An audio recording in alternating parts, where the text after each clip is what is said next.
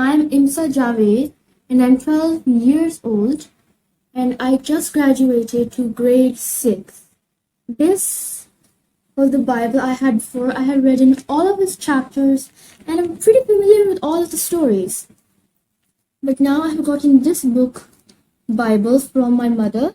It was gifted from her, Holy Bible, So now it's like more advanced, and did you guys know that Holy Bible has 2 books, the Old Testament and the New Testament, and altogether, if you add both of the testaments, in total you have 66 books, which means the Old Testament has 33 and the New Testament also has 33. So when you add them, it all makes 66 books together, So let's go on to the first, chapter of the Holy Book. Alright, here we go. The beginning. That's the name of this chapter.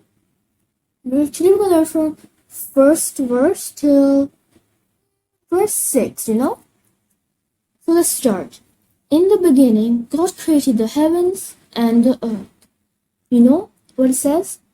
It says, in the beginning, God created the heavens and the earth. So he created them both. Now the earth was formless, it means it has no shape, nothing, it was flat. You see this, table is flat just like that, and this book page is flat. That's what it means. Formless and empty. It had nothing on it, what I said.